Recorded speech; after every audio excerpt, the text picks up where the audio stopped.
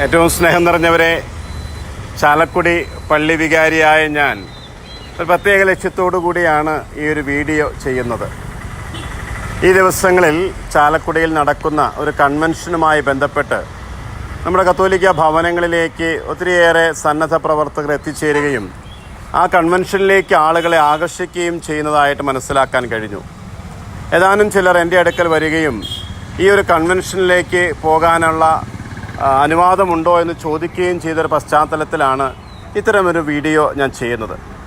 നമുക്കറിയാവുന്നതുപോലെ 2007 മുതലാണ് emperor Emmanuel എന്ന പ്രസ്ഥാനം കേരളക്കരയിൽ ആഞ്ഞടിക്കാനായിട്ട് തുടങ്ങിയത്. 2005 മുതൽ വചനപ്രഘോഷണ മേഖലയിലുണ്ടായിരുന്ന ഇടുക്കി സ്വദേശിയായ ഒരു ജോസഫ് പൊന്നാറ, അദ്ദേഹം എമ്മാനുവലിൻ്റെ വരവിനെക്കുറിച്ച്, രണ്ടാം വരവിനെക്കുറിച്ച് പ്രവചിക്കുകയും ലോകാവസാനം എത്രയും പെട്ടെന്ന് വരുമെന്ന് ആളുകളെ തെറ്റിദ്ധരിപ്പിച്ചുള്ള പ്രബോധനങ്ങൾ നടത്തുകയും ചെയ്ത ഒരു പശ്ചാത്തലത്തിൽ ഒത്തിരിയേറെ ആളുകൾ അദ്ദേഹത്തിൻ്റെ പ്രബോധനത്തിലേക്ക് ആകർഷിക്കപ്പെട്ടതായിട്ട് മനസ്സിലാക്കുന്നു. കത്തോലിക്ക സഭ 2000 വർഷം മുൻപ് പത്രോസാകുന്ന ശിലമേൽ, അപ്പസ്തോലന്മാരാകുന്ന അടിത്തറമേൽ ക്രിസ്തു സ്ഥാപിച്ചത് ഇത്രയും വർഷമായിട്ടും ആ പ്രബോധനങ്ങൾ അടിയുറച്ച് വിശ്വസിച്ച് തന്നെയാണ് മുന്നോട്ട് പോവുക. ആ പ്രബോധനത്തിൽ ക്രിസ്തു കൃത്യമായിട്ട് പറഞ്ഞിട്ടുണ്ട്, ലോകാവസാനത്തെക്കുറിച്ച് സ്വർഗസ്ഥനായ പിതാവിനല്ലാതെ പുത്രന് പോലും അറിയില്ല എന്ന് പറഞ്ഞ ആ ഒരു പ്രബോധനത്തിന് വ്യത്യസ്തമായിട്ടാണ് ഇദ്ദേഹം പറഞ്ഞത് ലോകാവസാനം തനിക്ക് പ്രവചിക്കാൻ കഴിയും.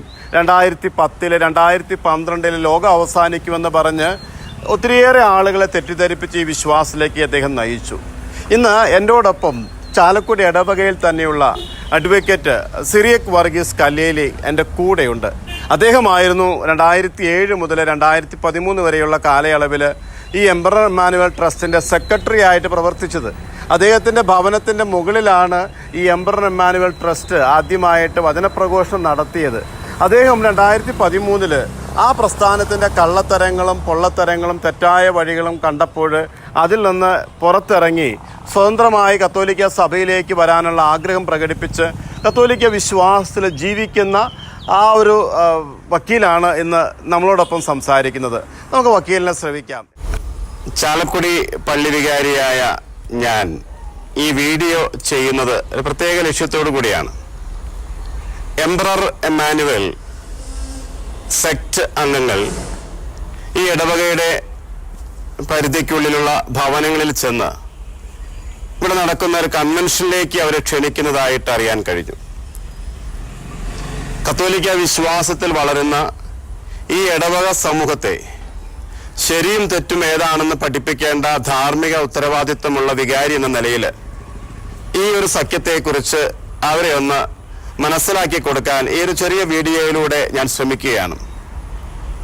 2005 മുതൽ കത്തോലിക്ക സഭയ്ക്കുള്ളിലൊരു പ്രസ്ഥാനത്തിൽ നിന്ന് ഒരു സുവിശേഷ പ്രഘോഷകനായിരുന്ന ജോസ് പൊന്നാറ എന്ന് പറയുന്ന ഇടുക്കിയിലുണ്ടായിരുന്നൊരു ഡ്രോയിങ് അധ്യാപകൻ, അദ്ദേഹം സുവിശേഷ വ്യാഖ്യാനങ്ങളിലൂടെ, സുവിശേഷ പ്രബോധനങ്ങളിലൂടെ, ധ്യാനങ്ങളിലൂടെ ഒത്തിരിയേറെ പേരെ ക്രിസ്തുവിലേക്ക് ആകർഷിച്ചിട്ടുണ്ട്. അദ്ദേഹത്തിൻ്റെ പ്രഭാഷണങ്ങളിൽ ആകർഷിതരായി ഒത്തിരിയേറെ ആളുകൾ അദ്ദേഹത്തിൻ്റെ കൂടെ ഉണ്ടായിരുന്നു.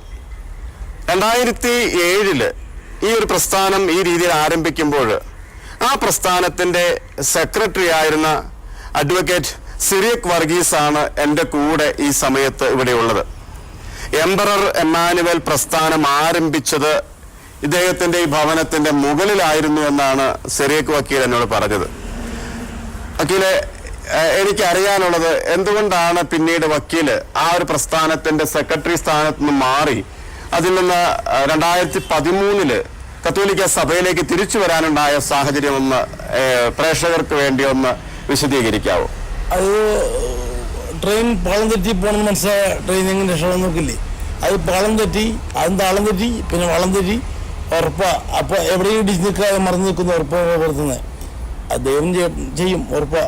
അപ്പോൾ ആ ഒരു തെറ്റായ പ്രബോധനങ്ങളാണ് താളം തെറ്റി പാളം തെറ്റി പോകുന്ന ഒരു പ്രസ്ഥാനത്ത് നിൽക്കുന്നത് സുരക്ഷയല്ല, ശരിയല്ല എന്ന് തോന്നിയപ്പോഴാണ് വക്കീലായിരുന്നു പുറത്തേക്ക് വരുന്നത്. അതെ, ഈ സംവിധാനം ഉത്തമമായ ബോധ്യത്തോടെയല്ല, ദൈവത്തിന്റെ നിർദ്ദേശങ്ങളോ ബോധ്യങ്ങളോ കിട്ടാനാണ് തുടങ്ങിയത്. ദൈവം അനുമതിയില്ലാതെ ചെയ്ത കാര്യങ്ങൾ അത് തീരുമാനിക്കാൻ സ്വയം ദൈവത്തിന്റെ ഹിതമായിട്ടല്ല ഈ പ്രസ്ഥാനം മുന്നോട്ട് പോയിക്കൊണ്ടിരിക്കുന്നത്. ഓക്കെ. അപ്പോൾ ഒത്തിരിയേറെ പേര് ഈ ഒരു പ്രസ്ഥാനത്തിൽ നിന്ന് പുറത്തേക്ക് വന്നിട്ടുള്ളതായിട്ട് വക്കീലിനറിയാം. പിന്നെ പുറത്തു വന്നിട്ട് എല്ലാം അവരുടേതായ സങ്കടങ്ങളും പറയാനുണ്ട്. പുറത്തുകാരും ഇവർ പോകാതിരിക്കാൻ വേണ്ടി ക്രിയമം ചെയ്യുന്നത്. പുറത്തു നിന്നവരെ പെണ്ണുങ്ങളെ വെച്ച് പിടിപ്പിക്കുക, കള്ളക്കേസ് ഉണ്ടാക്കുക, കള്ളക്കേസുകളിൽ കുടുക്കിയും പീഡനങ്ങളിലൂടെയൊക്കെ പുറത്തു വന്ന ആളുകളെ ഇവര് ഒരു പരിധി വരെ പീഡിപ്പിക്കുന്നു. 5 വർഷം അവിടെ ട്രസ്റ്റി ആയിരുന്ന ആ പ്രസ്ഥാനത്തിന് വേണ്ടി രാവും പോലും കഷ്ടപ്പെട്ട് നടന്ന വ്യക്തി, ആ ട്രസ്റ്റിയിൽ ഒരാളായിരുന്ന ആ വ്യക്തിക്കെതിരെയാണ് ഈ അടുത്ത കാലത്ത് ആളൂർ പീഡന കേസ് എന്ന് പറഞ്ഞ് ഒരു 5 വർഷം മുമ്പ് ഒരു സ്ത്രീയെ പീഡിപ്പിച്ചു പറഞ്ഞ കള്ളക്കേസ് ഒത്തു.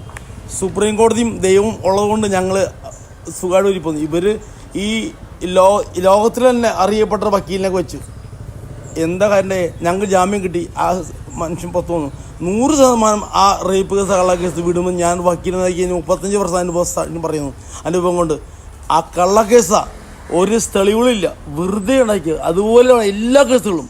അപ്പോൾ ഈ ഒരു ക്രിസ്തീയമായ ക്ഷമയും സ്നേഹവും ഒക്കെ പ്രഘോഷിക്കുന്നുണ്ടെങ്കിലും അവരുടെ പ്രവർത്തികളിൽ ഇതുവരെ കാണാനായിട്ട് വക്കീലിന് സാധിച്ചിട്ടില്ല. ഇല്ല, അതൊക്കെ പുറംമൂടികളാ. രഹസ്യമായിട്ട് ചെയ്യുന്ന കാര്യങ്ങളൊക്കെ നേതാക്കന്മാർക്കും അണികൾക്ക് അറിയില്ല. അറിഞ്ഞാൽ തന്നെ അവരറിയിക്കില്ല. അത് തന്നെ അവർ ഈ സ്ഥാപനത്തിൻ്റെ അല്ലെങ്കിൽ ഈ ഒരു പ്രസ്ഥാനത്തിൻ്റെ സ്ഥാപകനായിരുന്ന എംബർ എമ്മാനുവലിനെ കുറിച്ച് കൂടുതലായിട്ട് പ്രബോധനം നടത്തിയ ഈ ജോസഫ് പൊന്നാറ സാറിന് എന്ത് സംഭവിച്ചു? അദ്ദേഹത്തിന് ബ്രെയിൻ ട്യൂമറായിട്ട് അദ്ദേഹം മരിക്കില്ലെന്ന പഠിപ്പിച്ചിരുന്നത്. ബ്രെയിൻ ട്യൂമറായിട്ട് ആസ്ട്രം മെഡിസിൻ കിടന്ന് മരിച്ചു. അതിന് ഈ പുറത്തു വന്ന ആൾക്കാരെ കൊന്നേന്ന് പോലും പറഞ്ഞുണ്ടാക്കി. അന്ന് അങ്ങനെ പരാതിയോ കേസോ കൊടുക്കണേ അതില്ല. ഇന്ന് ഒരു എഫ്ഐആറോ ഒരു കേസോ ഒന്നുമില്ല. അപ്പൊ അദ്ദേഹം ബ്രെയിൻ ട്യൂമർ ഒന്നും മരിച്ചു, അദ്ദേഹത്തിന് മരണമില്ല എന്ന് പഠിപ്പിച്ചിരുന്നു. അതിനെല്ലാം മെഡിക്കൽ എവിഡൻസ് റെക്കോർഡ് ഈ പുറത്തുനിന്ന് ആളുകളുണ്ട്. അദ്ദേഹം ഉത്ഥാനം ചെയ്യപ്പെടുമെന്നൊക്കെയുള്ള പ്രബോധനങ്ങൾ ലൈറ്റ് ഒക്കെ വെച്ച് രാത്രി എന്തൊക്കെ കാണിച്ചു. അത് തന്നെ അങ്ങനെ ഉണ്ടായിരുന്നു. അപ്പോൾ തെറ്റായ പ്രബോധനങ്ങൾ പിന്നെയും അവർ ആവർത്തിക്കുന്നു, ആളുകളെ ഈ തെറ്റായ പ്രബോധനത്തിലേക്ക് നയിക്കുന്നു എന്നുള്ളത് തന്നെയാണ് വക്കീലിന്റെ അനുഭവത്തിൽ നിന്ന് വക്കീലിന് പറയാനുള്ളത്. സ്നേഹമുള്ളവരെ, നമുക്കറിയാം 2000 വർഷം മുൻപ് ക്രിസ്തു ഈ ലോകത്തിലേക്ക് വന്നത് എന്തിനു വേണ്ടിയായിരുന്നു? ദൈവരാജ്യത്തെക്കുറിച്ച് പ്രഘോഷിക്കാനാണ്. ആ ദൈവരാജ്യത്തിൻ്റെ പ്രഘോഷണം ക്രിസ്തു നടത്തിയപ്പോൾ നമ്മെ എല്ലാവരെയും സ്നേഹത്തിൽ ഒന്നിപ്പിച്ച് നിർത്താനാണ് ക്രിസ്തു ആഗ്രഹിച്ചത്. ക്രിസ്തുവിൻ്റെ പ്രബോധനങ്ങളിൽ ഏറ്റവും കാതലായിട്ടുണ്ടായ പ്രബോധനം മലയിലെ പ്രസംഗമാണ്. ആ പ്രബോധനത്തിലൂടെ ക്രിസ്തു പറഞ്ഞു, നമുക്ക് ഈ ലോക ജീവിതത്തിൽ നാം ജീവിക്കുമ്പോൾ ദൈവരാജ്യത്തെ പ്രതി പീഡനങ്ങളുണ്ടാകും, കഷ്ടപ്പാടുകളുണ്ടാകും, ക്ലേശങ്ങളുണ്ടാകും. അതൊക്കെ സധൈര്യം നേരിടണമെന്ന് ക്രിസ്തു നമ്മെ പഠിപ്പിച്ചു. സഹോദരങ്ങളോടുള്ള സ്നേഹത്തിൻ്റെ നിലപാടിൽ ക്രിസ്തു പഠിപ്പിച്ചു. മറ്റുള്ളവരോട് ആത്മാർത്ഥമായി ക്ഷമിക്കണമെന്ന് ക്രിസ്തു പഠിപ്പിച്ചു. നീ ബലിയർപ്പിക്കാനായി പോകുമ്പോൾ നിന്റെ സഹോദരനുമായി രമ്യതപ്പെട്ടതിന് ശേഷം മാത്രം ബലിയർപ്പിക്കണമെന്ന് ക്രിസ്തു പഠിപ്പിച്ചു. നിയമവും പ്രവാചകന്മാരും അതിനെയൊക്കെ ഇല്ലാതാക്കാനല്ല, അതിനെ പൂർത്തിയാക്കാനാണ് താൻ വന്നതെന്ന് ക്രിസ്തു പഠിപ്പിച്ചു. എന്നാൽ ഈ പ്രബോധനങ്ങൾക്കൊക്കെ എതിരായി പ്രവർത്തിച്ചു കൊണ്ടിരിക്കുന്ന ഒരു സംവിധാനമാണ് ഈ എംബർ എമ്മാനുവൽ എന്നുള്ളത് നമ്മുടെ അനുഭവങ്ങൾ നമ്മെ പഠിപ്പിക്കുന്നുണ്ട്. ഇനിയും ഈ തെറ്റായ കൂടാരത്തിലേക്ക് ആകർഷിക്കപ്പെടുന്ന ആളുകൾ കത്തോലിക്ക സഭയുടെ വിശ്വാസത്തിൽ നിന്ന് മാറിപ്പോകുമ്പോൾ ഒന്നും കൂടി ഉണർന്ന് ചിന്തിക്കുക, ഇത് ഞങ്ങളുടെ രക്ഷയ്ക്ക് വേണ്ടിയിട്ടാണോ നാശത്തിന് വേണ്ടിയിട്ടാണോ? ഒരു ഭാര്യയും മക്കളും സ്വന്തമായൊരു കുടുംബവും ഉണ്ടായിരുന്ന ഒരു വ്യക്തി ആ കുടുംബത്തെയും ഭാര്യയെയും ഉപേക്ഷിച്ച് സ്വയം പ്രവാചകനായി അവരോധിക്കുക, ഒരു പ്രവാചികയെ സ്വന്തം വീണ്ടും ഒരു ഭാര്യയായി സ്വീകരിക്കുക. ആ ഒരു കുടുംബ ബന്ധം മുന്നോട്ട് നയിക്കുമ്പോൾ ജനിക്കാനിരിക്കുന്ന കുഞ്ഞിനെക്കുറിച്ച് പ്രവാചകനും പ്രവാചികയ്ക്കും ജനിക്കുന്ന കുഞ്ഞ് അത് എംബർ എമ്മാനുവൽ ആയിരിക്കുമെന്ന് പഠിപ്പിക്കുക. തെറ്റായ കുറേയേറെ പ്രബോധനങ്ങൾ, ലോകാവസാനത്തെ പ്രവചിക്കുക, ലോകാവസാനം സംഭവിക്കാതിരിക്കുമ്പോൾ വർഷങ്ങൾ മാറ്റിപ്പറയുക, ഇത്തരത്തിലുള്ള തെറ്റായ ഒത്തിരിയേറെ പ്രബോധനങ്ങളാണ് ഈ ഒരു പ്രസ്ഥാനം മുന്നോട്ട് വെച്ചിട്ടുള്ളത്. ഈ പ്രസ്ഥാനത്തെ മനസ്സിലാക്കുക, തെറ്റിൽ നിന്ന് പിന്തിരിയുക, കത്തോലിക്ക സഭയുടെ വിശ്വാസത്തിൽ ചേർന്ന് നിൽക്കുക. ഇതാണ് ചാലക്കുടി പള്ളിയിലെ വികാരി എന്ന നിലയിൽ എൻ്റെ ഇടവക സമൂഹത്തോട് എനിക്ക് പറയാൻ